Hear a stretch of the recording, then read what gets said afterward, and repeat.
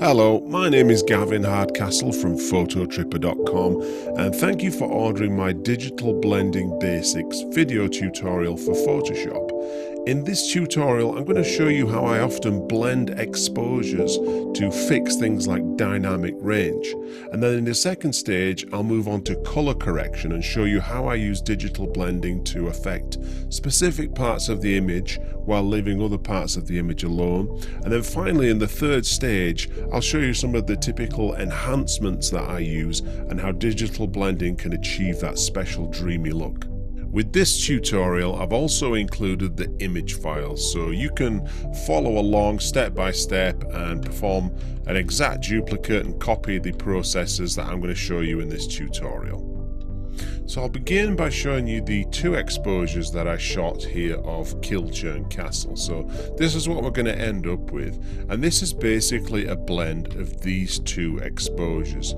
So why do we use 2, 3 or 5 exposures to combine our image to get the ultimate shot? Well, it's mostly about dynamic range, and that's what I was doing with this shot here. So as you can see with this brighter exposure, the highlights in the clouds and also the highlights on the face of the castle there are a little bit blown out, but everything else I really like. So I love the way that the mountains look, I love the way that the foreground looks, the reflection, everything's great except for those highlights.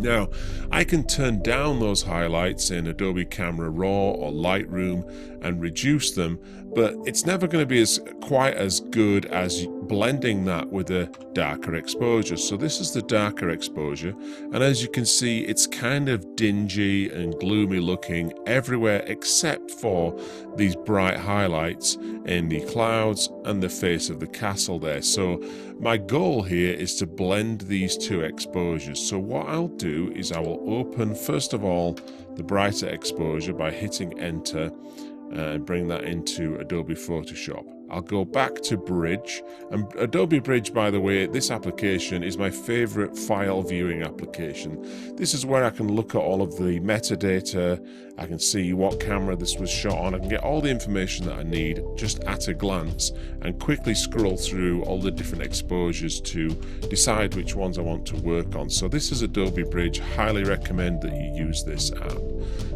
Let's hit enter and open the darker exposure. Now I've got a choice. I can either blend this darker one into the lighter one, or I can blend the lighter one into the darker one. It doesn't really matter. Often I'll make that decision based on how much of which image do I want to remove, and in this case I want to keep most of the brighter image, and I only want to remove a small portion of it. So what I'm going to do is put that image on top of the darker one and begin to remove the brighter highlights that I don't want. So with this tab selected on the brighter one, I'm going to press Control A, or you would press Command A on a Mac to select the entire image, and that gives you these marching ants. Then I'll press Control C or Command C to copy, and that's copied that image onto my clipboard, which basically is my memory, it's my RAM. You don't see anything happen when you do that, it goes on behind the scenes in your computer, but it's there, it's stored on the RAM. So now I'm going to click on this tab to go to the darker exposure. And if you've never used Adobe Photoshop before, the reason why it's a brilliant program is because of the layers. And you'll see here on the left I have the layers panel. And so whenever you have just one layer, it just defaults to being called background and it's locked. So I've got that first image copied onto my clipboard. I'm going to press Control V or Command V to paste that on top, and now you'll see that there are two layers. You've got background and you've got layer 1, and Adobe Photoshop just names them. If you wanted to, you could select that and type in Castle Bright or whatever you want to call it, just something that you can use for your own file keeping. Usually I don't bother with that kind of thing, but some people like to have things carefully named. That's entirely up to you. So I've got this layer on top of that layer, so it's brighter on top of darker. So if I wanted to reveal the darker parts underneath where this area of bright cloud is, the cleanest way to do that without going into detailed tasks like luminosity masks or even layer masks, the simplest and easiest way to do that is to use the eraser tool, and you'll find that here on the left. You can also click on that, or you can also press E to select it. And as you can see, there's a very large brush. So one of the things that people often ask me is, what size brush should I use? Well, I don't want you to think of that in terms of, well, how many pixels should I use? I want you to think of in terms of how does it look in the image. So for example, if I shrink this down, I can either click on there and shrink it down like that, or I can use the bracket keys on my keyboard to go smaller or larger. So that's the left bracket key, that's the right bracket key. When you're trying to decide what size to use, I would always say use the larger size than you think you need. Because what we're trying to do here is we're trying to trick the eye of the viewer so that they don't see the gradual change between this layer and this layer. So if I choose a very large brush, I would say about that size, because if you look at the size of the brush, it kind of fits into this form of the mountains here. And I like to zoom out pressing Control minus or Command minus, and I like to begin on the outside of the image, and I'll click and I'll hold, and now I'm erasing that portion of sky from that brighter exposure to reveal the darker one underneath. And as you can see, it's a very subtle effect. So if I switch this bottom layer off, you'll now see that's what I've erased from that top layer, and it reveals the bottom layer underneath, which has that darker exposure for those highlights in the sky. I could now zoom in a little bit, choose a slightly smaller brush, and then just gently dab that area in the water. Now as you can see, it's created a bit of a shadowy area that looks a little bit unnatural. It doesn't quite blend, so I'm going to undo that, and where you see the opacity of the brush up here in the top left, I'm going to change that to 50%. Usually I'll have it at 100, but in this case I don't want the effect to be quite as aggressive, so I'm just going to hit that very gently, and that looks far better. Now to balance that out a little bit, I'll go back over here with a larger brush, and I'll come in from the bottom corner, because reflections really should always be a little bit darker than what it is that's being reflected. So that makes a little bit more sense. So now I'm going to turn that background layer off again, so that's the darker exposure, and this is all that I have left from that brighter exposure, and that's really all that I need. You combine the two, it looks great. If I turn that brighter exposure off, it's kind of dingy again. So this digital blending that we're doing is getting the best of both exposures to create something that we're really happy with. And I'm really happy with that. It's fixed the dynamic range problems that we had in the clouds there. But still, I find that the highlights on the castle are a little bit bright, but I have a different way to fix that. So I'm happy with what I've done there to fix the clouds. I'm going to merge these two layers down onto one another so that I can work on them. Instead of having two layers, I can work on just one. So I press Control E or Command E on a Mac, and that merges those two layers down onto one. And at this stage, I'm going to press Control J or Command J to duplicate that layer. So I've got this safety copy there if I mess this up. What I'm going to do now is switch my layer blend mode. So if you look up here in the layers panel where it says normal, you have your different blend modes. And I'm going to go to multiply. What that does is it really pops the colors and the contrast, makes it very, very vivid, but obviously it's way too dark. So this is the beauty of layers, is you have this opacity slider, and I'm going to bring the opacity down to round about 35% until the highlights in that castle look a bit more natural. Let me just zoom in so that I can see that a bit clearer. One of the things I like to do whenever I make a change like that is I like to switch that layer on and off. So that is that's on, and now it's off. I've muted it completely. So I really like what that's done there with the castle, but it's a little bit dark in the foreground. So what can I do? I can use the eraser tool like we did earlier to just carefully erase that. I'm going to zoom out, come in from the outside, click and hold, and I'm just erasing that darker patch there so that it doesn't get too dark overall. But if you look at the castle, it's got those nicely controlled highlights. I'll switch that off and then back on again.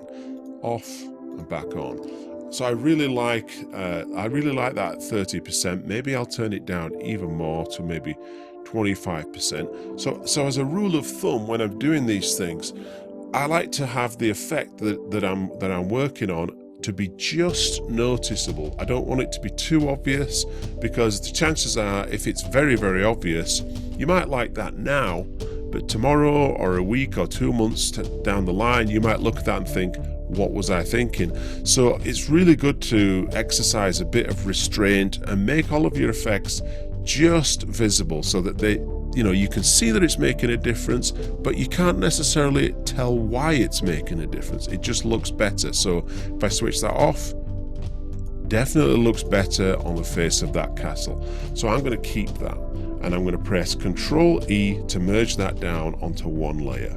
The next thing I want to do is control the contrast a little bit. Already at this very early stage, this image is starting to look very contrasty. And if I zoom in with Ctrl plus or Command plus, you can see that the shadows in the castle there and in the rocks in the foreground are a little bit dark. So I want to brighten those shadows up a little bit. And a very quick and easy way to do that is to go to Image, Adjustments, Shadows, Highlights, and the default setting that I've got here is 35%. That's a bit aggressive, so I'm going to just turn that down to about 7, and I'm going to press Preview on and off. So preview on and off is something that you should always click on and off, so that you can see the before and after. Am I making this better or am I making it worse? So in this case, I think maybe 7% is a bit excessive. Let's take it to 3.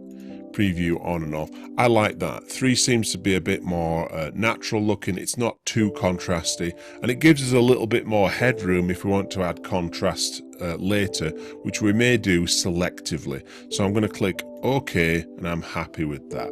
So at this point, I just want to point out that all that I've done so far since the beginning, from this to this point now, is fix the dynamic range.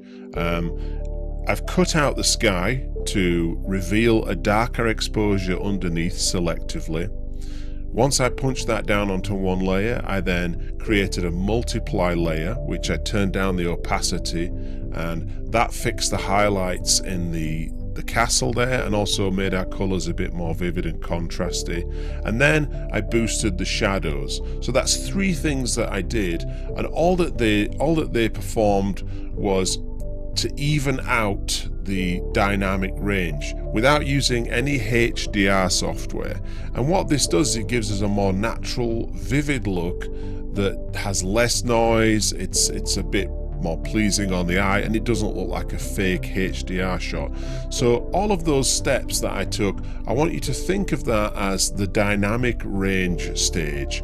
And once you fix those things in your images, the next thing that I do is I do color correction. So I'm going to take you on to color correction next.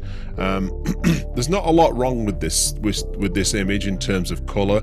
I like it already as it is, but when I'm looking at it, I'm thinking, I really like the sort of orangey yellow highlights that the sun has created hitting the surfaces of the castle, the rock and the embankment there.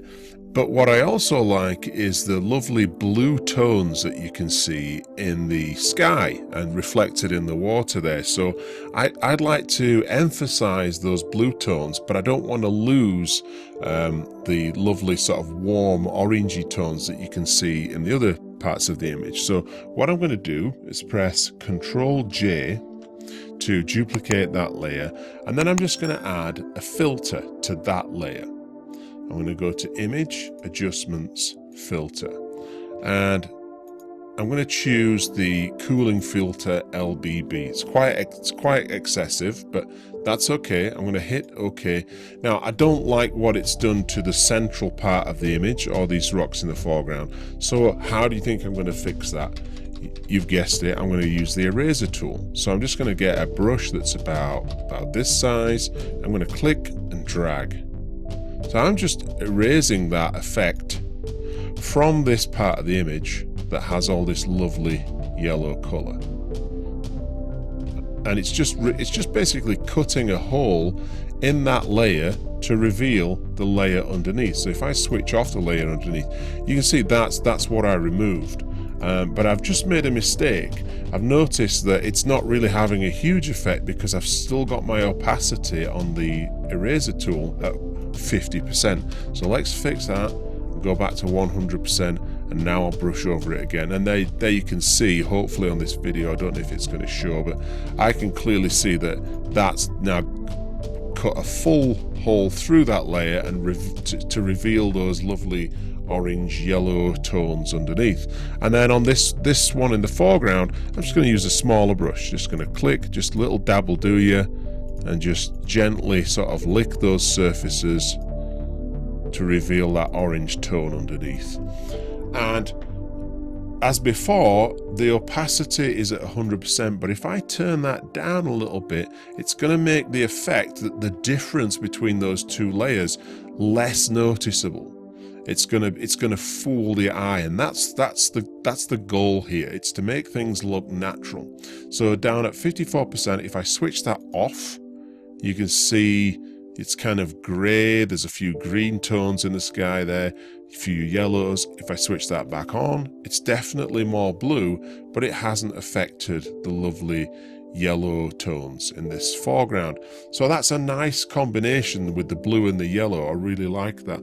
Maybe I'll allow that to come through a little bit more. So maybe take it back up to something like 60%. Yeah, that looks good. I love that contrast between the cold and the warm. So I'm going to press Ctrl E to merge that down onto one layer. Now, after all of these changes, I've noticed that the image overall has started to get quite dark. So I want to boost the brightness of that. So this is another way that you can do this with digital blending. I'm going to press Ctrl J or Command J on a Mac. I'm going to go to Image, Adjustments, Brightness. And I'm just going to gradually increase the brightness on that by, I would say, no more than 18. Let's go up to there. Click OK. And that's made the image much brighter, but now we've kind of gone back to the problem where we have this super bright highlight in this clouds there. And I'm going to do exactly what I did before. I'm just going to get a big brush. I'm just going to gently dab in there. Maybe a smaller brush for this foreground element. And then the highlights in the castle are a little bit bright. So I'm going to click on there and just take those out to even things out a little bit. Much better. So now I've got a brighter image, but it doesn't have any problem areas such as the blown out highlights. We fixed that. So that's great. So I'm going to press Ctrl E and merge those two down onto one layer. So what I did there was the second stage in my digital blending process, which is basically just color correction. So before that we did dynamic range, and then we moved on to color correction. And really all I did is I boosted the blues with that filter, and then I increased the brightness a little bit so that the image just had a bit more punch to it, but didn't have any blown out highlights. So depending on when you do this with your own images, you may have to do some of these things to a more or lesser extent, but that's typically what I do with pretty much all of my images. So the next thing that I want to do is enhancements, and this is where it gets really fun. One of the enhancements that I typically like to do is to add a blur layer to remove detail, and it's kind of a contradiction because as photographers photographers, we're always buying sharper lenses. We're always striving for sharpness and clarity and detail in our images. But by the time you've added sharpening and you've cleaned things up and you've processed your image a little bit, you might often find that it's just a little bit too much. You kind of get eye fatigue. It's a bit wearing on the eye. And often you don't realize that you're doing that until you add this blur layer and you soften things and realize how much easier it is to look at. And I'll just show you an example of that. So I'm going to press Ctrl J, and then I'm going to go to Filter, Blur, Gaussian Blur. And for an image of this resolution, because we're dealing with just low resolution JPEGs here, this is about okay. This is a 10 pixel radius blur. If I was working on a full resolution file at like 42 megapixels, I would probably have the pixel radius up at around about 40, 42. So in this instance, I would say 10 to maybe 15 is just about fine. When you do it on your own images, just kind of look at your megapixel count and try and stick close to that. Click OK. So as you can see, that's made this blur layer, which kind of looks ridiculous. But if I get the opacity and I turn that down to maybe, let's say 20, 30, 27%, yeah, that looks good. I'm going to now switch that off and then back on, off, and then on. Now there's parts of the image that I don't want to apply this to, and quite obviously it's the castle. So as you can see, I've got my blur layer there and I've got my eraser tool selected. I'm just going to, with a smallish brush, I'm just going to click and drag and erase the blur from certain parts of the image. And I really don't want to miss the detail that's in these trees and the castle there. I love that. That's what this shot is all about. So let's just erase that blur layer so that is crystal clear. But I kind of don't mind the blur in the foreground there, and I certainly like it, and the mountains and the sky and the mist. So let's just see what sort of effect that's had. So if I click that layer off and then put it back on, it really adds a certain atmosphere, and it's a lot less fatiguing on the eye. If I turn that opacity up a little bit to bring that blur layer back in, let's say 30%, because we erased that blur from the castle and everything else is a little bit soft, it really pulls your eye towards what's important, which is the castle and the reflection in that beautiful lake. So this is often a really good way to prevent eye fatigue and to draw attention to the most interesting parts of the image. And it creates a lovely sort of dreamy atmosphere. So let's switch that off and then back on again. I definitely like it on. Another thing that I often like to do with that layer is go to Image, Adjustments, Brightness, and just make it ever so slightly brighter. It gives it a real sort of glowing texture to it. So if I switch that off, that's a bit dimmer and that's a bit brighter. I like that. Let's click OK. And I'll maybe turn the opacity down a little bit. So that's the blur layer. That's, it doesn't work on every image. Maybe you wouldn't use it on architecture, but for things like this, it's really, really good. For landscapes, I love that. So I'm going to press Ctrl E. I'm going to merge that down. And then the next enhancement that I'm going to do is the dodge tool. So I'm going to press Ctrl J to make a duplicate, and we're going to go to the dodge tool. And what I've done here, my range is highlights. You can make your shadows, midtones, or highlights brighter by dodging them with 100% exposure. In this instance, I just want to focus on the highlights. So it's just the already part of the parts of the image that are already bright, I'd like to emphasize even more. So with a smallish brush, I'm just going to little dabs, just click on areas that are already highlighted. Let me make it slightly bigger, such as these reflections. So as you can see, it's quite an excessive effect because that's too much, because I'm at 100%, it would be a problem if I didn't have the opacity slider then I would use a much smaller exposure, but because we have the opacity slider, it's not an issue. I'm going to click on these rocks here just to make those pop a little bit. Let's get a bigger brush. Maybe even some parts of the castle, such as that, the darker parts over here. A little bit of cloud in the background. Okay, that's good. So as you can see, it's a bit excessive. If I switch that off, you'll see, yeah, it's quite ridiculous. But we have this lovely opacity slider. We're going to turn that down. So let's bring that right down till the effect is just visible. It's just there. So as I talked about earlier, let's make things subtle so that you don't regret it tomorrow. So let's switch that off. So it's still a bit much. Let's take it down to 23%. Switch it off, back on, off, back on. Lovely. It's just visible. That you can see that it's doing something good for the image, but you're not quite sure why. And that's the kind of philosophy that I like to go for. So I'm happy with that dodge layer. I'm going to press Ctrl E and merge that down. So one final step that I often perform, I'll do a contrast adjustment. So I'll add a little bit more contrast to the image, usually with the tone curve.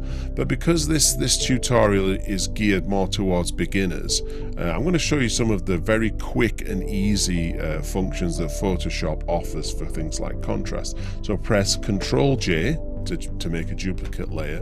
I'm going to go to Image, Auto Contrast. And that's it, bang, it's just added a very, very aggressive contrast, and I'm going to turn down the opacity. Now I really like what that's done on pretty much every part of the image except for the shadows and highlights in the castle. So if I switch that off, you see everything it really makes everything pop, but the castle is a little bit too contrasty. So what am I going to do? You guessed it, I'm going to get my eraser tool and I'm just going to dab on those shadow areas of the castle to reveal the layer underneath, which has far less contrast, and it's a bit easier on the eye. Let's just switch that off and then on again, off and then on again. I could even turn down the opacity a little bit to about 26 so that the effect is just there, and I really like that. I'm very, very happy with that. I'm going to press Ctrl E and merge those two down onto one another. So that basically concludes this section of the tutorial and the entire tutorial. Basically all I did there in that last section was the enhancements. So if you remember, I did the blur layer, which reduces detail, makes things a little bit easier to look at. It's not so fatiguing on the eye, and it also draws your attention to the more interesting parts of the image where you removed the blur layer. Then I added the dodge effect selectively, and I turned down the opacity so that it wasn't over the top. The effect was just there. It was doing something, but you couldn't quite tell why. And then finally, I added an overall contrast to the entire image and just removed it selectively from areas that didn't quite need as much contrast. And this is the finished result. So that's a three-stage process. We've got dynamic range, which we fix first. Then we've got color correction, which we fix second. And then finally, we've got the enhancements. And when you do that three-stage process and you digitally blend in this way, you'll find it's very easy, it's fun to do, it's a pleasant experience, and you'll more often than not come out with a great image. So I hope you learned something in this tutorial. I hope it was useful to you. If you've got any questions, please get in touch with me at phototripper.com, and be on the lookout for a follow-up version to this tutorial when I'm going to do advanced exposure blending. So in that tutorial we'll do layer masks, we'll do luminosity masks, a whole bunch of things where we can really work on more challenging images that have huge dynamic range, and we can selectively enhance specific parts of the image like shadows and highlights. So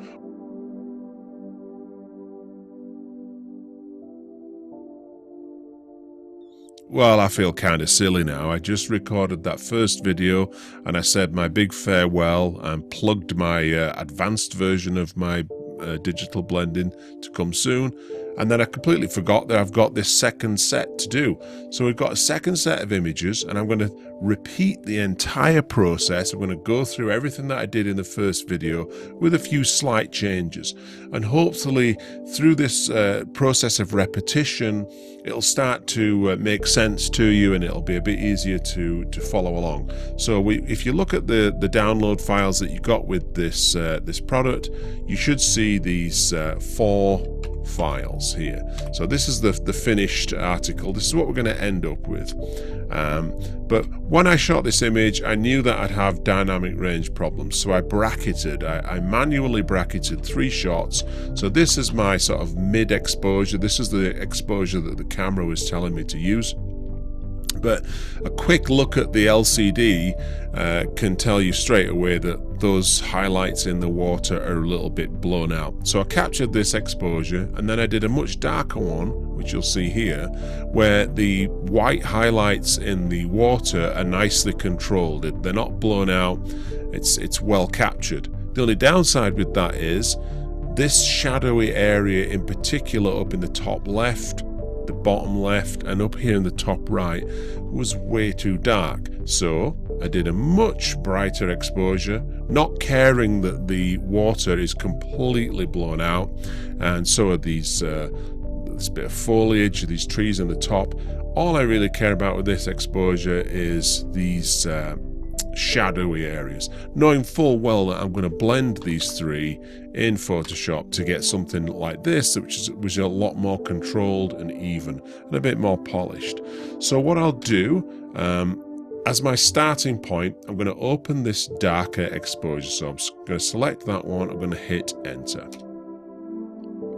So there we have that darker exposure. Now I'm going to go back to Adobe Bridge, and I'm going to get the mid-range exposure. I'm going to hit enter and open that. So just like before, I'm going to press Control A, or on a Mac you press Command A. I'm going to press Control C, or on a Mac you press Command C.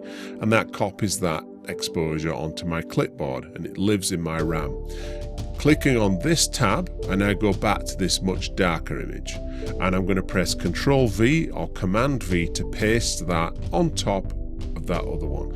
And just as before, we've got the original one which defaults to being background, and then this brighter one which defaults to being called layer 1. And all I'm really going to do with a fairly small brush is I'm just going to cut a hole through this top layer to reveal the darker waterfall underneath. But I'm going to do it really carefully, because as you can see, this waterfall, parts of it like here actually look pretty good. That's not blown out, but then as soon as you get over here, that is blown out. So I'm just going to be very careful with this small brush. I'm just going to do little dabs and just carefully reveal that darker exposure underneath. I'm going for a slightly smaller brush there. Now I'm going to undo that one. That looked okay, and I think that's pretty much fixed it. So that has cut a hole through that top layer. If I switch the bottom layer off, you can see there's the hole. I've just cut that through quite gradually at 100% to reveal this layer underneath. So if I turn this top layer off, you can see that's the darker exposure underneath. Put it back on, it gives us a much more balanced image in terms of dynamic range. But still, I find that this area at the top left is still too dark. So I'm going to fix that. Before I do that, I'm just going to press Control E or Command E to merge those 2 layers down onto one another. So now I want to fix these dark corners in the top. So I'm going to go back to Adobe Bridge, and I'm going to find this very bright exposure, select that and hit enter. And again, I'm going to press Control A or Command A, Control C or Command C to copy it. I'm going to go back to this exposure, and I'm going to press Control V or Command V to paste that on top.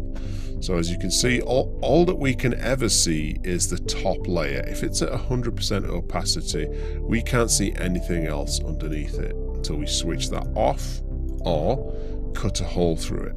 So I'm going to cut a hole through the center, but this time I'm going to use a much larger brush. Something like that. And I'm just going to click. Maybe a little bit smaller. A few clicks. And there we go. So now I've got, it's kind of a flat looking image. It doesn't have huge dynamic range. It doesn't have huge contrast, but we have all of this detail. And because these darker parts of the image, which are now nice and bright, because they come from a much brighter, longer exposure, we have less noise. You know, if what we could have achieved the exact same result by simply blowing up the shadows and the blacks and shadow areas of that darker exposure. But if we'd done that, if we'd amplified those shadow details, we would have also amplified the noise. And we don't want that. We want nice, high quality images. So this is why we use this brighter exposure on top. So if I switch that off, you'll see all of that dingy darkness and lack of detail. Switch this back on. We've brought back all that image quality. It looks great. So now I'm going to press Control E or Command E to merge that down onto one layer. So just like in our first video, what we've done so far since we've first started working on this file is all that we've done is we've fixed dynamic range, and that's always the first thing that I attack. It's a three-stage process. We do dynamic range, we do color correction, and then we do enhancements. So that has pretty much fixed all of the dynamic range problems that I could see originally. So now we can move on to the color correction. So I'm going to press Control J or Command J on a Mac to duplicate that layer. And sometimes one of the things I like to do, and because this is a sort of for beginners video tutorial, I'm going to show you a lot of the very basic but effective and powerful tools that Photoshop has in it that you might often get a lot of use out of. So the first thing I'm going to do with color correction for this image is I'm going to go to Image, Auto Tone. And what that's done in this instance is it's made things much more yellow. It's given the image a far more tropical feel to it, and I really like that. If I switch that off, you can see the effect that it's had. It's quite aggressive, so I'm going to take it down from 100% to about, I would say, 34%, and I like that. That looks good. And if I switch it on and off, just like we did before in the other video, it gives us that sort of, that's before, that's after, before, after, that's with the effect. I like that, so I'm going to stick with that. I'm going to press Control E to merge that down onto one layer. And because it was only at 32% when I merged it down, you know, the dynamic range is still healthy. Everything still looks good, but it's given the colors that little bit more of a tropical punch to it. Sometimes you might use auto color. Sometimes auto tone and auto color don't work at all. But these are some of the tools that I often try at the very least, and occasionally they work and they're very, very powerful. Next up, I want to punch the colors a little bit and make it very vivid. So if you remember from the first video, I'll just duplicate that layer with Control J or Command J.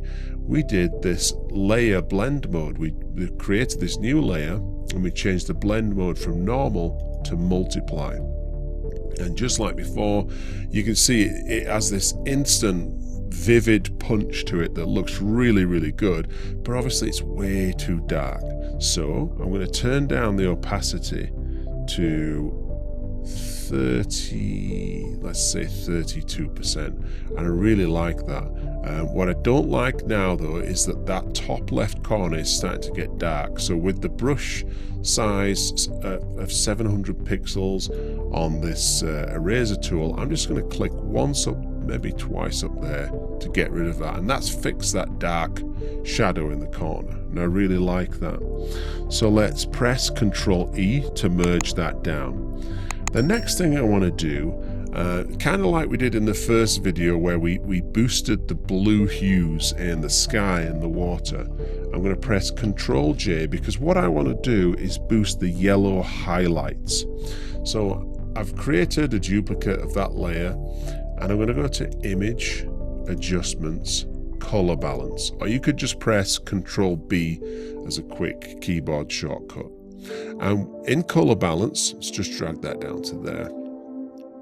I'm going to select Highlights, and I'm going to pull the yellow slider over a little bit, just to make things a bit yellower. And I'll hit the preview on and off to see what that's doing. And as you can see, when it's off, there's a lot more blue in the image. When I switch it on, there's a lot more yellow. And I tend to find that yellows will make your greens look more green, rather than boosting your greens, which can often give it kind of a sickly, unrealistic look. I often like to boost my greens by actually increasing the yellows. So I'll click OK on that. Now, of course, it's far too yellow on every other part of the image. I only really want that on certain parts of the image. So what I'm going to do is, you see this background layer, I'm just going to unlock that, and I'm going to duplicate that and drag another copy on top.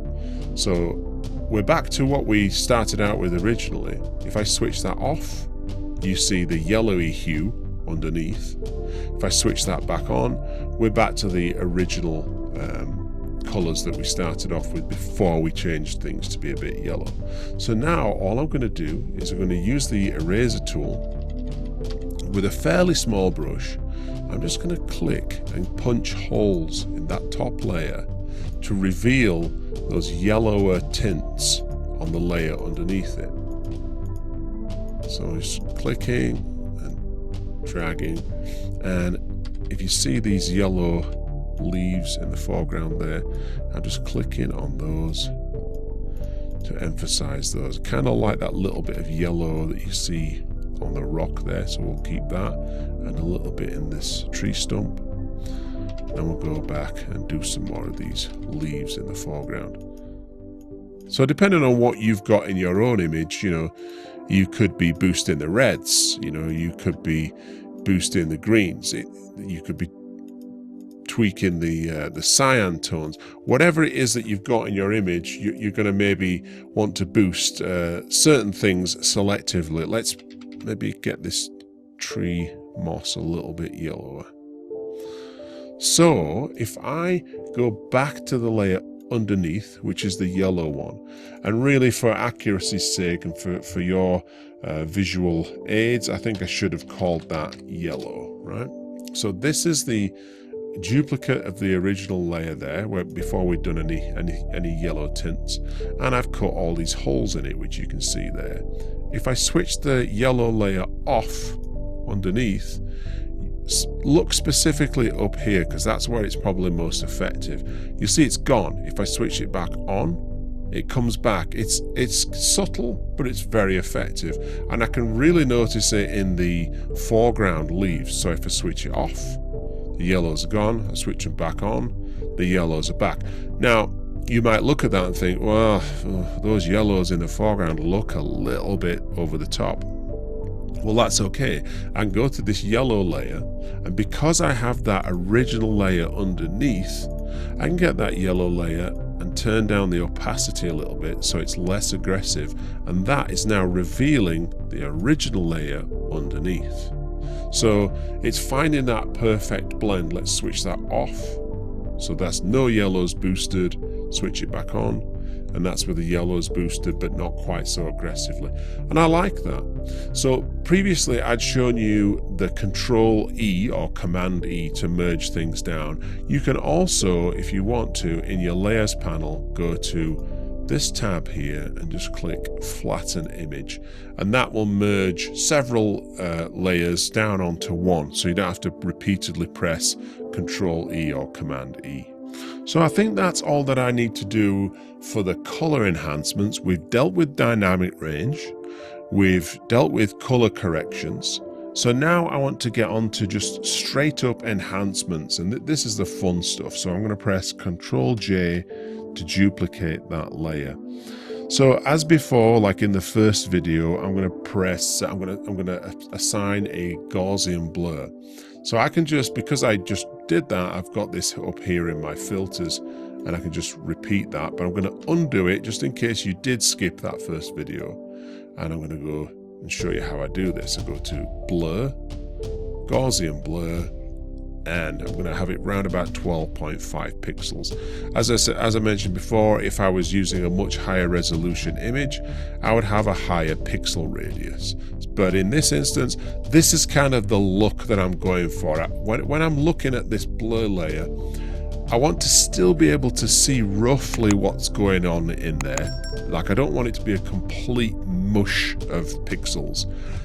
But I do want it to have enough of a blur so that it works as an effect. So we click OK, and then as before, I turn down the opacity on that layer.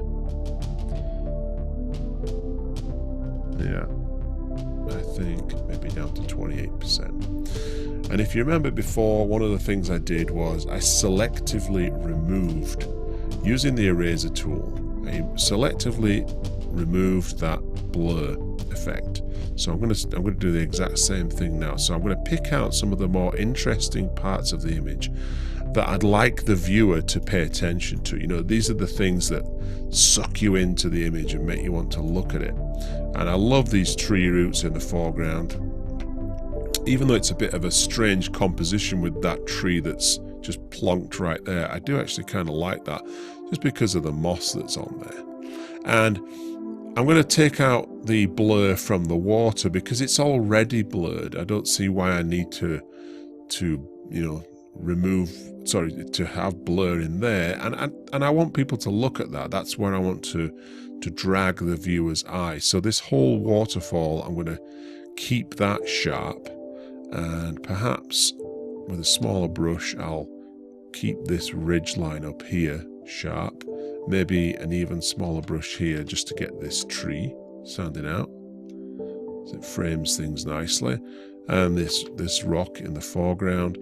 When you do this in your own images, you know, only you will know what it is that you want to draw attention to for your viewers. So this is just a guideline. There's no right or wrong way to do this. This is where a bit of artistic license comes into play. Have fun with that. So I'm going to switch this off and then switch it back on again. Let's maybe bring it back to, I don't know, 32%. And this is what I was talking about in the previous video, is that you often don't realize just how fatiguing all of this detail can be, especially in a shot like this, where you've got all of this shrubbery and so much detail with all these vines and stuff. You don't realize just how hard it is on the eye until you start to reduce the details, and it becomes much easier to look at. So if I click that off, that's like retina burning. So much detail, so much clarity. Ouch. Switch it back on. Now I can breathe a little bit.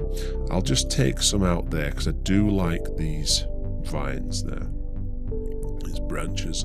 So that looks pretty good.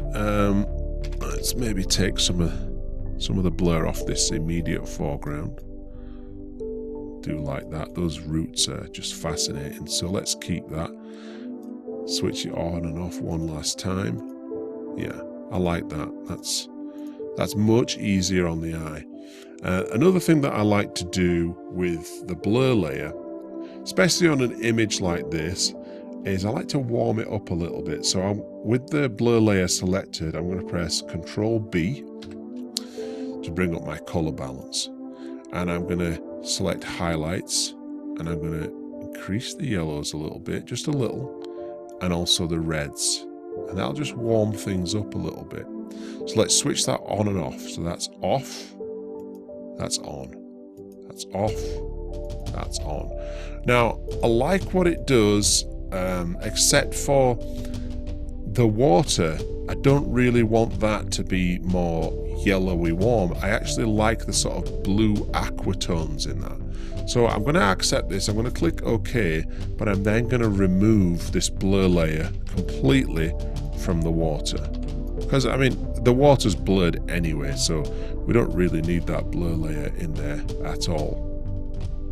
So let's go in there and just take that out. So that's fixed that, yeah. I love that. Okay, I'm going to press Control E or Command E on a Mac to merge those two down together. And now that I'm looking at the image and I've just done that little tweak on the water there, one of the things that I think I forgot when I was doing the color corrections section is I'd just like to add a bit more richness to that water. So what I'm going to do is press Control J, and in the layer blend mode, instead of multiply, I'm going to change it to soft light. And that really brings out a lot of the contrast and detail in the water there. I'll turn down the opacity because obviously it's way over the top to about 40. And then with the eraser, I'm going to erase everything except for that bit of water. So let's just take all of that out. And it should just leave us with a little bit of water there. I can even just get a brush this big to cut through the tree. Okay, so let's switch that off. So that's off, back on, off, back on. Let's refine it a little bit. Go around the edge of the water there. Like it.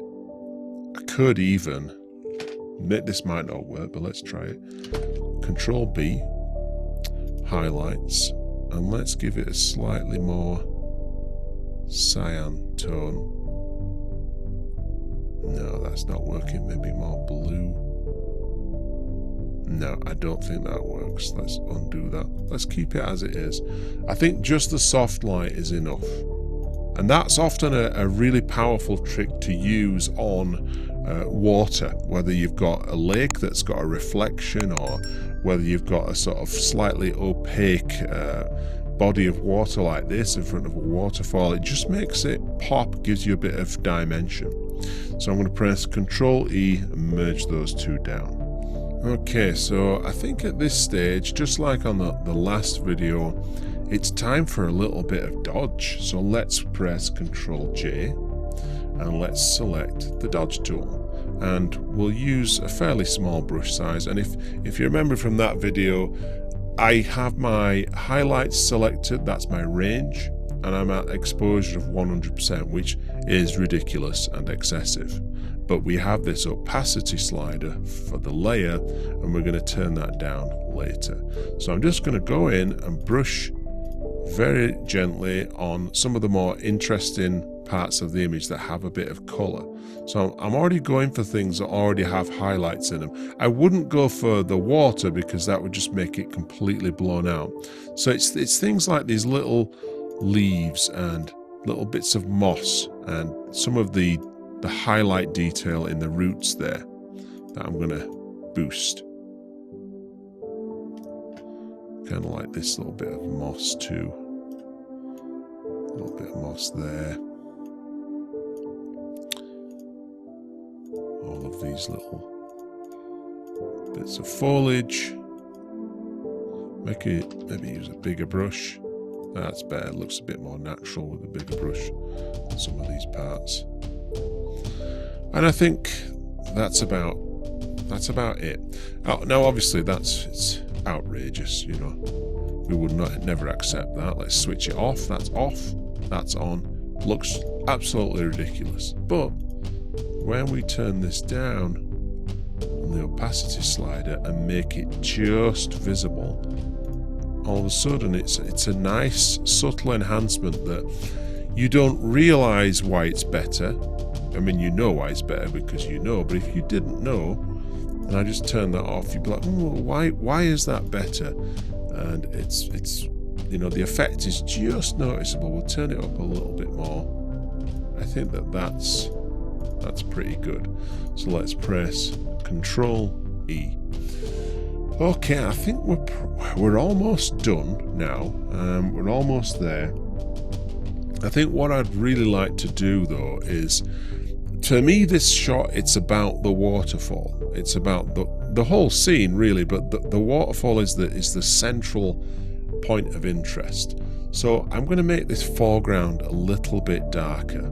So I'm going to press Control J And if you remember, when we use multiply, it really punches the colors and makes things darker. Let's turn that down a little bit. So I'm now going to erase pretty much everything except for that foreground section. So we'll get a fairly big brush. Oh, I'm still on dodge. That was a mistake. Let's undo that. Let's go back to the eraser tool. Get the fairly big brush and just wipe that out completely. Maybe take a little bit of a smaller brush now and just, keep those details. But let's switch that off. So, 50%, that's quite aggressive. We'll turn it down a little bit, but it's having the effect that I wanted, where it's drawing the eye a little bit more towards the waterfall and a bit less towards the roots. That's off. Back on again. Yeah, that's way nicer, much nicer. So I'm going to press Control E or Command E on a Mac and push those down onto one layer. That's pretty much it. As we did in the first video, just for fun, let's try an auto contrast. So let's Control J. Let's go to Image, Auto Contrast. And kind of like that. It's blown out some of the highlights in the water, so let's erase that. Really like what it's done with the water there, that lovely sort of green aqua color, but it's a bit over the top, so let's just turn it down a little bit, switch that off and on, off and on. And as you do this repeatedly, you'll get more and more better at using your judgment, so I like that now, but I maybe might look at that in a few days and think, ooh, that's a bit too contrasty. Practice makes perfect, and I don't ever think any of my images are perfect, but the more you do this, the better you'll get at it. I'm just going to take some of those shadows out of there and out of there, out of there and out of there. I think that's a bit more of a natural balance. Turn down the opacity a bit, switch it off, on, off, on. I like that. We'll keep that on. Press Control E, and that is it. So we've done exactly the same thing as we did in the first video. The first thing we did was dynamic range, and then the second thing we did was color correction, and then finally we did enhancements. And going through this process in that way, this three-stage process, you should be able to get the absolute most out of your images. And practice, practice, practice. You'll get so much better at it. I hope that you enjoyed that. As I mentioned in the first video, I'll repeat my goodbyes and throw my bogus plug in there about my future video. I'm going to be doing one that's all about advanced exposure blending, where we use layer masks and we use luminosity masks, and it's really good for images that are very dynamic range. There's lots of complicated edges and selections that you need to make. Luminosity masks are really the way to go. But for most images, these basic steps, these basic digital blending basics will get you what you need.